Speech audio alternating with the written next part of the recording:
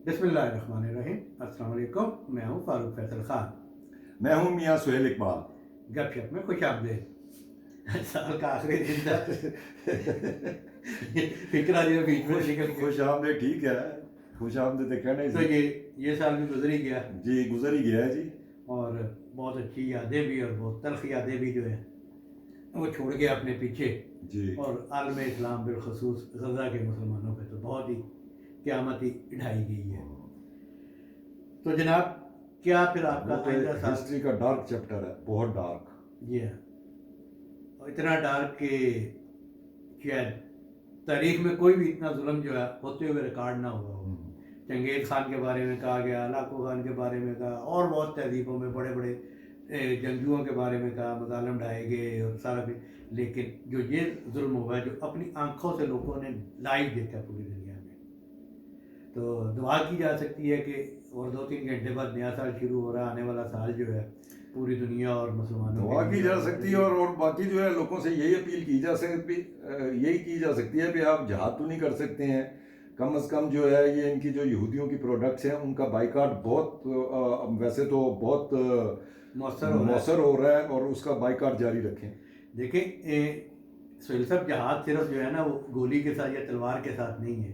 जहाद की कई अकसाम है और ये भी जहाद है। अगर कोई आप एक चीज़ आपको पसंद है, यार आपको जायका लग गया, कोई सहूलत है, आप उसे छोड़ देते हो, तर्क कर देते हो, उसका कोई मुतबादिल जो है कम क्वालिटी वाली चीज़ ले लेते हो। सोनी गल बिल्कुल ठीक कह रहे हैं। ये भी जहाद है। हाँ वो कौन सी आप बता रहे थे उस दिन, वो कॉफ़ी वाली जो चेन है उसका वो खसारा? स्टारबक्स स्टारबक्स जो है उसको अपना ये जब से गज़ा वॉर शुरू हुई है उससे लेके और ये लास्ट वीक तक के उनके फिगर्स थे, $9 बिलियन का उनको जो है ना लॉस हुआ है। और स्टारबक्स का बाइकआउट किसने किया हुआ है? और वो स्टारबक्स तो बहुत अपना मुसलमान मुल्कों में तो बहुत ही कम है। वो सारी यूरोप में सारा और वेस्टर्न अमेरिका में जो अमेरिका है। कनाडा उधर ही है ज़्यादा चेंज, ये सारी चलती है यूरोप में। और आप अंदाज़ा करें वहाँ पे मुसलमानों ने तो कम बाइकाट किया है, वो जो नॉन मुस्लिम्स हैं उन्होंने बहुत अपना बाइकाट किया हुआ है। तो प्रोग्राम शुरू करने से पहले एक मरतबा फिर अपील करते हैं कि जिस चीज़ से इज्तनाब किया जा सकता हो उससे इज्तनाब किया जाए। तो मियाँ साहब, आज तो 2-3 चीज़ें हैं। एक तो ज़रा वो ट्रिब्यूनल वाली जो है जी 3 तारीख तक वो ट्रिब्यूनल चलने हैं, वो कोई अब डिटेल बताएं। और कुछ वो बड़ा खौफनाक वाक़या पेश आया डेरा इस्माइल खान, जी वहाँ पे मौलाना फजल रहमान के काफ़िले पर अटैक हुआ है। जी और फिर ये जो लाडला लाडला चल रहा है, लाडले की कहानी मैं आपको सुना दूंगा। लाडले पे बात करते हैं फिर।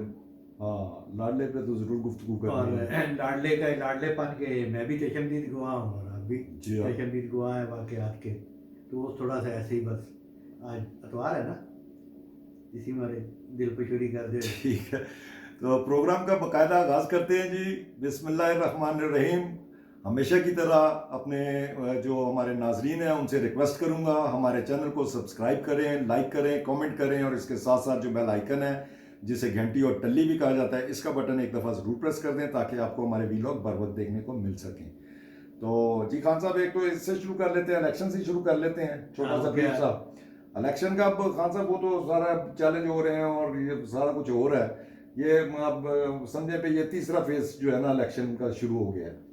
तो इसमें जो है अब वो जो रिटर्निंग ऑफिसर्स थे उन्होंने जिनके कागजात जो हैं वो मुस्तरद किए मुस्तरद हुए हैं, जो है। तो वो अब चैलेंज हो रहे हैं। और उसके बाद जो है एपलेट जो ट्राइब्यूनल है उसमें जो है ना ये अपील्स जाएंगी ना, तो उसके लिए जो है अपना इलेक्शन कमीशन ने जो है वो हाई कोर्ट्स की उनके मशावरत से उन्होंने जो है वो ट्राइब्यूनल्स बनाए हैं। टोटल जो है अपना पूरे पाकिस्तान में ये हाई कोर्ट के 24 जजों को जो है ना ये टास्क असाइन किया गया। वो जो ट्रिब्यूनल उजरदारी है जी हाँ। नहीं, उजरदारी थी नहीं, ये तो अपना कागजात उजरदारी की होती है वो इलेक्शन के बाद। अच्छा, ये जो जो अपना ये तो अपने कागजात उन्होंने चैलेंज जो किए हैं ना, डिस्क्वालीफाई हुए हैं या नाअहल हुए हैं जिनके उन्होंने, पेपर रिजेक्ट हुए हैं। हाँ, तो वो 24 जजेस की ड्यूटी लगी है। उनमें से 9 जज जो हैं वो तो अपना लाहौर हाई कोर्ट के हैं, वो पंजाब के अपना केसेस देखेंगे। 6 जो हैं सिंध के हैं और 5 जो है पेशावर हाई कोर्ट के हैं जजेस, और 2 इस्लामाबाद में और 2 बलूचिस्तान में। तो ये सारे हाई कोर्ट के जजेस हैं, ये अपना ये सारे केसेस देखेंगे। यार देखो फिर वही इस्लामाबाद की सोच जो है ना यहाँ पर भी हावी हो गई। 3 सीटें हैं कौमी असम्बली की और 2 जजेस जो है वो ट्रिब्यूनल से या वो जो है अपीलें सुनेंगे, और इतना बड़ा बलूचिस्तान और वहाँ पे भी 2 ही जज। हद ही हो गई है यार वैसे। ये तो कोई वैसे अपना कोई उनके सीटों की मुनासबत से होना चाहिए था मेरा ख्याल है। ये इसी तरह ना कि पंजाब में 9 है, अगर वहाँ पे 7 5 उधर 2 और इधर इस्लामाबाद में भी 2। तो ये है बस सूरत हाल। तो अब देखते हैं भी इसमें से कौन अपना पास हो जाता है इस इम्तिहान चो, तो केड़ा फेल होंगे जी। चले 3 तारीख तक का इंतजार है। बाकी खान साहब ये आज जो है ये अपना ये मेरा ख्याल है पहला वाकया हुआ है अभी ये इलेक्शन रिलेटेड जो है अपना कोई खून खराबे वाला। नहीं, खून खराबा तो नहीं हुआ, अल्लाह ताला ने बचा लिया। हाँ, ये बड़ा अल्लाह का शुक्र है। मौलाना हाँ, मौलाना फजलुर रहमान वाली बात कर रहा ये हूँ। कहाँ पे हुआ इनका? ये डीआई खान में। ये तो उनका डीआई खान, हाँ डीआई खान में उनका आबाई हल्का है। तो कुछ जलसे में जा रहे थे या क्या? नहीं, किसी वो अपने जो जिन बेटे का वलीमा नहीं हुआ कल परसों हुआ है मेरा ख्याल है इस्लामाबाद में। जी जी। तो वही है उसका जो है वो मेरा ख्याल अपने हल्के में भी उसका कोई वलीमे की तकरीब थी, उसी में शमूलियत के लिए जा रहे थे काफिले के साथ। तो 2 तरफ से फायरिंग हुई है। बहरहाल ये अल्लाह का बड़ा शुक्र है पे वो महफूज रहे। मगर ये मेरा ख्याल है कल या परसों ही फजलुर रहमान साहब ने जो है वो तो बड़ा, मैं बल्कि बड़ा हैरान हो रहा था कि काजी फायज ईसा को वो क्यों ये कह रहे हैं। उन्होंने कहा कि इस इलेक्शन में अगर कोई भी मेरा एक बंदा भी मारा गया और कोई कुछ भी इलेक्शन में हुआ तो इसके ज़िम्मेदार जो हैं या काजी फायज ईसा, चीफ जस्टिस ऑफ पाकिस्तान, और या चीफ इलेक्शन कमिश्नर जो है सिकंदर सुल्तान राजा साहब होंगे। तो ये पता नहीं उन्होंने वो किस कॉन्टेक्स्ट में जो है उन्होंने इस किस्म की बात की है, इनको क्यों मुर्दे इल्ज़ाम ठहराया है। मौलाना फजलुर रहमान गुज़श्ता 1.5-2 माह से जो है वो बलूचिस्तान और KPK में जो है ना अमन अमान की सूरत हाल के हवाले से अपने ख़तरात का इजहार कर रहे हैं जी। और वहाँ पे ज़ाहिर है कि दहशत गर्दियाँ भी हो रही हैं और सबसे ज़्यादा वाक़यात जो है KP और बलूचिस्तान में ही हो रहे हैं और वो दोनों ही जो है सूबे जो है उनकी मजबूत बेस है। और उन्हें आपको ये पता है कि ये तालिबान जो है गो के इनका सारा वो ज़हनी रुझान तो एक ही है, लेकिन मौलाना साहब और उनकी जमात तो शिद्दत पसंद नहीं है। नहीं, बिल्कुल ही नहीं।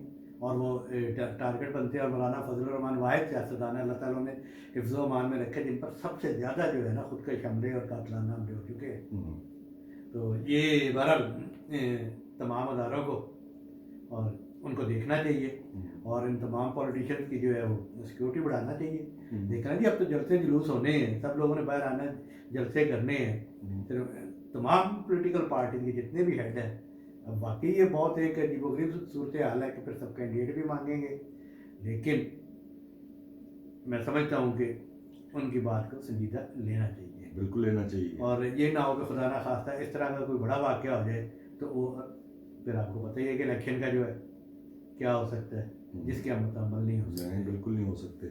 तो बहरहाल खान साहब ये बाकी जो है ये अपना उस पर हम लाडले पे बात करना चाह रहे थे। आजकल लाडला डेली जो है कोई दिन ऐसा जा ही नहीं रहा पे लाडले की टर्म जो है कहीं से सुनने को ना मिल रही हो।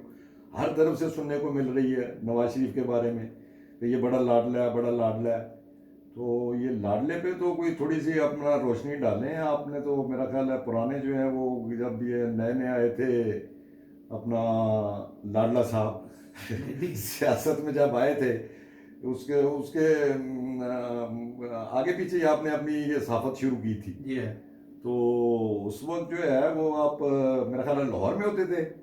मैं उस वक्त यूनिवर्सिटी में पढ़ रहा था। मैं आपको लाडला देखे जी बात यह है इस वक्त चूँकि साहब को नज़र आ रहा है कि पीपल्स पार्टी को नज़र आ रहा है कि वो इलेक्शन नहीं जीत पाएगी जी। इसी तरह PTI को जो है वो हालात का जबर कह लें या उसकी अपनी जो उसने सियासत की है उसका उसे देखना पड़ रहा है और उसे भी नज़र आ रहा है कि वो नहीं बन सकती।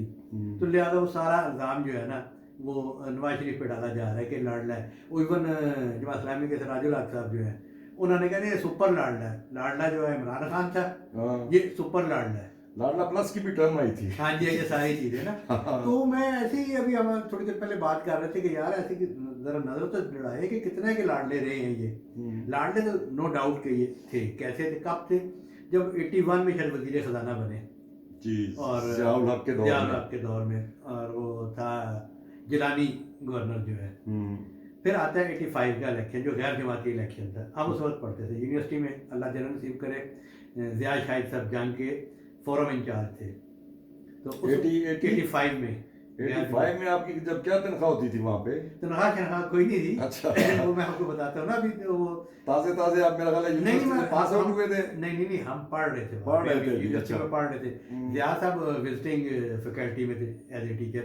तो जंग लाहौर ने इलेक्शन पोल जो है ना, प्री पोल, जिस तरह बाहर यूरोप में और अमेरिका में होता था ना, फर्स्ट टाइम जो है ना इसका अनाउंस किया कि जनाब तमाम हलकों का जो है लाहौर के, तो उसमें फिर वो स्टूडेंट्स को हायर किया गया था।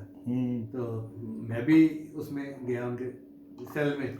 तो मुझे जो हल्का सौंपा गया था ना सर्वे करने के लिए इलेक्शन से पहले का, वो सौंपा गया था हल्का 95, जिससे मियाँ साहब जो है इलेक्शन लड़ रहे थे। लाहौर का हल्का पुराना जो पहले 95 होता हाँ था। जी, हाँ। ठीक।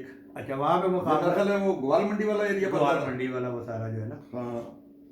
तो वो प्री पोल जो है वो सारा सर्वे जो है वो हमने काफ़ी दिन पहले करके प्रेडिक्शन जो है वो बाद में किसी कोई कोर्ट में चला गया था कि जी क्या अखबार इस तरह के सर्वे का रिजल्ट दे के असरअंदाज होना चाह रहा है। अच्छा।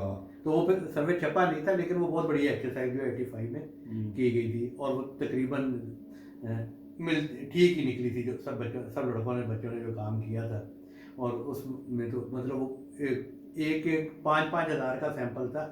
ये अभी गैलप का नहीं, उस वक्त ये लाडले बन चुके थे।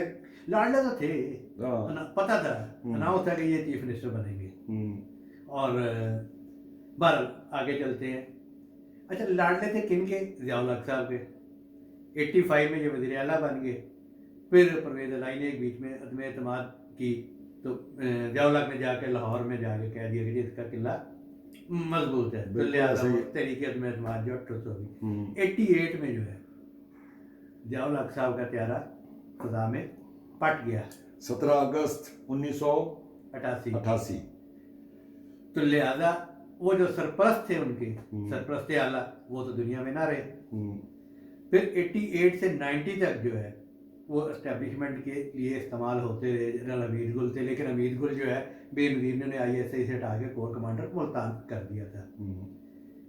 88 फिर आ जाता है 90, असलम बेग साहब तो लाडले थे, तो बेनज़ीर हुकूमत जो है वो बरतरफ की गई।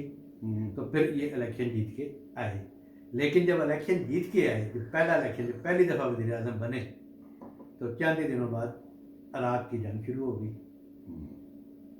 और उसमें जो है असलम बेग साहब जो चीफ ऑफ आर्मी स्टाफ थे, उनकी पॉलिसी और थी, और मियां नवाज शरीफ साहब की पॉलिसी और थी। उस वक्त तो आप इस्लामाबाद आ चुके थे मेरा ख्याल है। हाँ जी, हाँ। उस वक्त तो मैं रिपोर्टिंग कर रहा था ना। मैं उस वक्त फ्रंटियर पोस्ट में ज्वाइन किया था, मेरा 88 की बात है। तो वो सारा जो उनका डिस्प्यूट था वो मैंने, अच्छा वो डिस्प्यूट क्या था? वो डिस्प्यूट यही था कि जनाब आर्मी चीफ का नहीं हक है कि वो खारजा पॉलिसी में और इस तरह जाके बात करे। सिविल गवर्नमेंट एक साइड पे थी, वो एक साइड पे थे। और जब ये दौरे पे गए हैं बाहर, तो बड़ी मशहूर प्रेस कॉन्फ्रेंस हुई थी उधर GHQ में, मैं उसमें मौजूद था, और कैसर भट्ट साहब ने कोई बड़ा उस वक्त तल्ख सवाल वहाँ पे किया था। तो ये मामला असलम बेग के साथ वज़ीर आज़म बनते ही, जब वो पहली दफ़ा वज़ीर आज़म बने, तो जो उनके आर्मी चीफ थे, जो उनको लेके आए हुए थे या जिनके वो लाडले थे उस दौरान, तो उन्हीं के साथ ही गुलाम इसाक खान के साथ झगड़ा हो गया। तो प्रेसिडेंट थे गुलाम इसाक खान। ये अच्छा, ऐसा वक्त भी आया कि जनाब इतना झगड़ा था कि वो कहा जा रहा था कि शायद असलम बेग टेक ओवर कर लेंगे। तो मियाँ साहब ने 3 माह पहले ही जनरल आसिम नवाज को आर्मी चीफ नामजद कर दिया, ताकि जो फौज में लोग नए आर्मी चीफ की तरफ देखें। तो ये झगड़ा यानी लाडले साहब का तो पहला ही झगड़ा, पहला बतौर वज़ीर आज़म असलम बेग के साथ, तो वो इतने लाडले थे। फिर उसके बाद आ जाते हैं जनाब आसिफ नवाज। आसिफ नवाज का याद होगा आपको कि सिंध ऑपरेशन हुआ था, जो वहाँ पे डाके बड़े पड़ रहे थे। कहा यह जा रहा था पथारेदार 72 पथारेदारों की लिस्टें और ये दिस एंड दैट। अंदरूने सिंध ऑपरेशन हुआ, जिसमें मैं भी कवर करने गया, आप भी कवर करने गए थे, 92 का। जी हाँ। उसमें मुशाहिद हुसैन सैयद भी थे, नुसरत जवेद भी थे, जवेद सदीक भी थे, मरूम वो अपना उनके वाले इकबाल शाहिद थे, उनके वाले थे ये अदनान शबीर के वाले शबीर शाह साहब भी थे। अच्छा, बस वो सारा ऑपरेशन जो है जी, वो सिविल हुकूमत को रिसीव करके उधर MQM के खिलाफ ऑपरेशन शुरू कर दिया गया और पीछे सारा होमवर्क मुकम्मल किया जा चुका हुआ था MQM को तोड़ने का और वो हकीकी बनाने का। बैतुल हमजा पे पहली प्रेस कॉन्फ्रेंस जो हुई थी आमिर खान ने और रफ़ाक खान ने, उसमें मैं भी मौजूद था और आप भी मौजूद थे। ये सारा हमने अपनी आंखों से वो सारा झगड़ा देखा है। तो जनाब जो दूसरे आर्मी चीफ आए, फिर वो ये बात तो अपना उसके बाद कौन आए थे? नहीं यही जो है आसिफ नवाज है, तो इनके कितने लाडले थे ये, या कितना प्यार मोहब्बत था ये। अगर वो दौराने सर्विस जो है आसिफ नवाज जो है वो रात सोए, सुबह उनकी डेथ हो गई थी। तो लिहाजा उसके बाद वहीद काकड़ साहब आए। वहीद काकड़ के साथ ठीक रहा, झगड़ा कोई नहीं हुआ।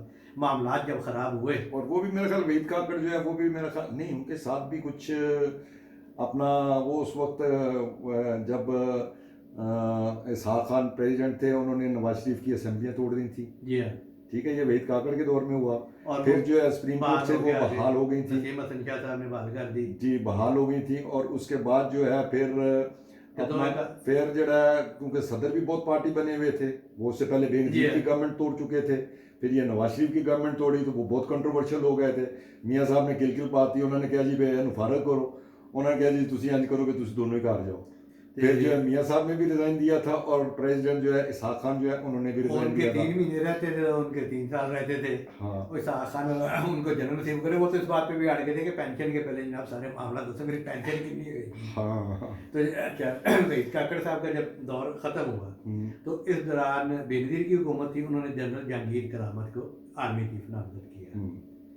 फिर हुकूमत जो है बेनज़ीर मोहतरमा की भी ख़त्म हो गई तो नवाज शरीफ वज़ीर आज़म बन गए। अच्छा, वो एक जो निगरान दौर था ना, उसमें एक कौंसिल बनाई गई थी,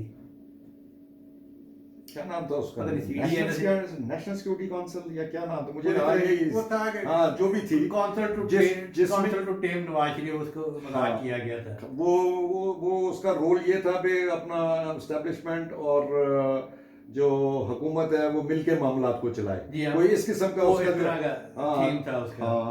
अच्छा जी, वो जहांगीर करामत साहब ने जो है वो गुजरांवाला गैरिजन में जो है तकरीर करते हुए उसको रिपीट कर दिया कि ऐसा कुछ होना चाहिए। तो फिर मियाँ साहब ने बुला लिया उन्होंने बताया जी आप खुद रिज़ाइन करेंगे या, तो उन्होंने ऑप्ट कर लिया रिज़ाइन। बाद उनको फाइलें भी कुछ दिखाई थी। तो मैं एक बात कर रहा हूँ, फिर मैं इतनी डिटेल में नहीं जाना। हाँ, डिटेल में जाएंगे लाडला साहब ने कुछ फाइलें भी दिखाती हैं सर, वो तो कहते हैं लाडला वही मैं बताना चाह रहा हूँ, लाडला भी जो पूछल से खड़ा सी। हाँ जी हाँ, तो वो भी उनके साथ भी उन्होंने कर दिया जी। अच्छा जी, फिर मुशर्रफ साहब को आर्मी चीफ बनाया गया और फिर कारगिल का वाक़या हो गया। और इतने हालांकि मियाँ साहब कॉम्प्रोमाइजिंग भी है। कारगिल का वाक़या हो गया खान साहब, फिर वो जो आया था इंडियन प्राइम मिनिस्टर वाजपेयी जो आया था, उस पे जो है इन्होंने अपना वहाँ पे फिर हल्ला गुल्ला करवाया था और अपना सलूट देने से इनकार कर दिया। हाँ। और मतलब इंडियन प्राइम मिनिस्टर आ रहा था तो इन्होंने अपना पाक फौज कह लें या मुशर्रफ साहब कह लें, उन्होंने अल्लाह जन्नत नसीब करे दोनों किरदारों का, लेकिन सब चीज़ें रिकॉर्ड पर है कि उन्होंने नवाब वक्त ग्रुप के जो थे चीफ एडिटर मजीद निज़ामी साहब और मजीद निज़ामी साहब ने काजी हुसैन अहमद को कह के एहतजाज करवाया और अगले दिन जनाब शाम को जाके सलूट भी मार दिया बेग साहब ने। और ये सारी कंपेन उठाई थी जनाब। जी हाँ, मजीद निज़ामी साहब ने और काजी हुसैन अहमद साहब ने कि जनाब इंडियन प्राइम मिनिस्टर को पाकिस्तान का आर्मी चीफ सलूट मारेगा। तो बहरहाल मुशर्रफ के साथ और नवाज शरीफ कारगिल पे इन्वेस्टिगेट भी करवाना चाहते थे। हालांकि मियाँ शरीफ साहब ने उन्हें अपना तीसरा बेटा भी या चौथा बेटा भी करार दिया था कि भाई आपके भाई हैं ये सारा कुछ, लेकिन मुशर्रफ साहब नहीं बाज आ रहे थे साजिश करने से। तो फिर यही था कि कारगिल के मामले की तहकीकात हो रही है जिसने इतना बड़ा नुकसान पहुंचाया था, तो फिर उनके साथ भी वो अपना उसकी तहकीकात क्या करनी थी, वो करते जड़े ने वो फिर हाईजैकर बन गए मियाँ साहब। जी हाँ, अटक जेल अटक जेल ते कराची जेल और पता नहीं क्या क्या उन्होंने उम्र कैद और सजाएं ये। तो मेरा ख्याल है कोई 40 दिन तो मियाँ साहब बरामद ही नहीं हुए सन, पता ही नहीं सी पे किथे ने। हाँ जी हाँ, कई लोग सदीकुल फारूक जड़े ने वो तो 9 महीने बाद जाके कितने बरामद हुए सन कि जिसी रख के भुल गए सन। तो बहरहाल तो वो मुशर्रफ साहब का दौर उनके जो है वजारत, बल्कि सदीकुल फारूक का तो मुझे मैं अपना याद आया तो मैं ये जब एग्जाइल में चले गए ना मियाँ साहब, सऊदी अरेबिया। तो मुझे भी जाने का सऊदी अरब इत्तेफाक हुआ। मैं उस वक्त न्यूज़ एजेंसी जो ऑनलाइन है उसका एडिटर था, और मैं उस वक्त हमने अरबिक सर्विस भी शुरू की हुई थी, इंग्लिश सर्विस भी। तो मैं गल्फ़ के अखबारात को जो है ना उनको अपना टैप करने के लिए गया था। तो फिर मियाँ साहब से भी मुलाकात हो गई, काफ़ी गपशप हुई, खाना भी उनके साथ खाया, वहाँ पे नमाज भी पढ़ी। मेरे साथ अपना नई मुल्ला थे, हाफिज़ नई मुल्ला, नई मुल्ला नवाए वक्त में होते थे, वो हमारे अरबी के एडिटर थे। तो वो वहाँ पे बातें हो रही थी, जनरल बातें हो रही थी। तो मैंने मियाँ साहब को कहा, मैंने कहा जी आप आराम से जहाज़ पकड़ के इधर आ गए हैं, आप पीछे अपने लोगों का बिल्कुल कोई ख्याल नहीं कर रहे। तो लोग आपके वर्कर और सारे लीडर जो हैं वो रुलते फिर रहे हैं, कोई जेलों में है, कोई गायब है। कहते दसो जी कौन है। मैंने कहा जी मुझे उस वक्त फौरी तौर पे जो है ना मुझे सदीकुल फारूक याद आया। मैंने कहा जी सदीकुल फारूक साहब हैं, वो उससे पहले नवाज शरीफ के दौर में हाउस बिल्डिंग फाइनेंस के वो चेयरमैन भी थे। मैंने कहा जी वो हैं। कहना जी वो कितने ने। मैं कहा जी वो गायब ने, उसके बच्चे तो मैं क्या मेरे पास आते हैं दफ्तर में और वो धक्के खाते फिर रहे हैं। वो मिलाओ जी उन्होंने नाल गल कराओ। वो भट्ट साहब एक होते थे लाहौर के, वो केड़ा भट्ट हुंदा सी मोटा जिहा जेड़ा सी यार, बिल्लू भट्ट, हैं बिल्लू भट्ट नहीं बिल्लू भट्ट नहीं, कुछ या जो भी वो भट्ट नजदीक था। में बिल्लू भट्ट ही। हाँ वो भट्ट साहब है, लबो जी। फिर जो है मैं तो खैर अपना गल्फ सारा घूम फिर के और फिर मैं वापस आया तो मुझे पता चला जी मियाँ साहब ने उनकी फैमिली के साथ रब्ता किया, उनको वकील करा के दिया। फिर जो है सुप्रीम कोर्ट में वो अपील लगी, सुप्रीम कोर्ट में फिर वही गवर्नमेंट की तरफ से जवाब आया, ये जो आप बात कर रहे हैं जी हमें तो पता ही नहीं था, हम तो इसको उठा के भूल ही गए थे।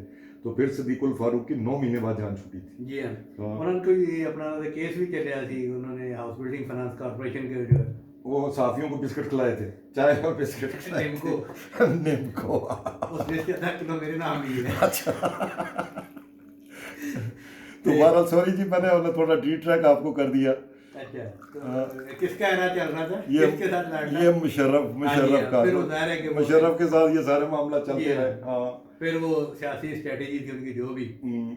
अच्छा, ये सारा ये नहीं असि सिर्फ लड़ाइयाँ दस रहे, बाकी कोई और पहलू भी आने तो वो भी सारी डिटेल दस जाएंगे। हाँ। अच्छा, तो फिर ये एग्जाइल में चले गए हम्म। और मुशर्रफ के साथ जो कुछ इनका प्यार मोहब्बत रहा, और जब वापस आए उन्हें आने नहीं दिया गया, 2008 का इलेक्शन नहीं लड़ने दिया गया, जिस दिन मोहतरमा बेनज़ीर भुट्टो को शहीद किया गया उसी दिन जो है यहाँ पे एक्सप्रेस वे पे जो पुराने एयरपोर्ट चौक जी जो हाँ, है, नवाज शरीफ के ऊपर फायरिंग हुई। बिल्कुल मेरा ख्याल है 1-1.5 घंटे पहले ही मेरा ख्याल है उनके काफिले पे फायरिंग हाँ हुई जी, थी, हाँ। और उसके बाद जो है बेनज़ीर की शहादत की खबर आ गई थी। लो जी, ये तो लाडला जो है ना जी, मुशर्रफ का दौर भी सारा देख लिया आपने कि कितने लाडले थे। फिर उसके बाद जब 2013 में मियां नवाज शरीफ आते हैं वज़ीर आज़म दोबारा इलेक्शन जीत के, तो उन्होंने कियानी को, जनरल कियानी जो है ऑलरेडी एक्सटेंशन में थे, दूसरी एक्सटेंशन नहीं दी कि भी आपके 6 साल हो गए हैं तो आप घर जाए। बड़ा मेहरबानी आऊँ कहा जाओ तुझी। अच्छा, फिर उन्होंने किया जनरल रहील शरीफ को। तो जनरल रहील शरीफ का दौर भी आपके सारे सामने ही है कि वो दोनों एक दूसरे कितने लाडले थे। रहील शरीफ के दौर में जो है ना वो ये नवाज शरीफ है और रहील शरीफ है। रहील शरीफ जो है वो भी उनके साथ मामला ठीक ही थे, मगर वही जैसे सारे हमेशा जो सर्विसेज चीफ के साथ, जो ये आर्मी चीफ के साथ होता है, जब टेन्योर ख़त्म होने वाला होता है तो हर किसी की ख्वाहिश होती है एक्सटेंशन लेनी है। तो रहील शरीफ साहब जेड़े ने पिछे पे सन पे मैं एक्सटेंशन लेनी है। मियाँ साहब ने कहा जी मैं तो कोई एक्सटेंशन नहीं देनी है। उसके अपना जवाब में जो है वो एक इनके खिलाफ जो है वो केस आ गया, अपना पनामा का आ गया, तारुल कादरी का धरना आ गया, इमरान खान के धरने आ गए, डॉन लीक्स आ गए, इमरान खान का धरना आ गया। मगर मियाँ साहब बजिद रहे पे मैंने इनको जो एक्सटेंशन नहीं देनी।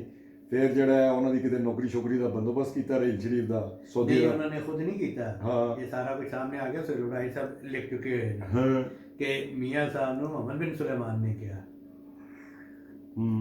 कि जनाब वो हम रिटायरमेंट के बाद रहील शरीफ साहब को हम ये पोजीशन दे रहे हैं, आपको कोई इतराज़ तो नहीं होगा गवर्नमेंट ऑफ पाकिस्तान को? मियाँ तो ये रहील शरीफ के इतने लाडले थे। उसके बाद आ जाता है कमर जनरल कमर जावेद बाजवा। ਤੇ ਉਹਦੀ ਦੱਸਣ ਦੀ ਲੋੜ ਹੈ ਕਿੰਨੇ ਪਿਆਰ ਮੁਹੱਬਤ ਕਿੰਨੇ ਲਾਡਲੇ ਦੇ ਬਾਜਵੇ ਦੇ। कमर जावेद बाजवा के साथ तो मेरा ख्याल है पूरा जो है उनका टेन्योर ही जो है वो तो सारा जो है वो उसी में गुजरा है, अपना बस एग्जाइल में गुजरा है। की झगड़ा की थी, कहाँ से शुरू हुआ था? खान साहब झगड़ा तो ये इसी से शुरू हुआ था, एक्सटेंशन से शुरू हुआ था।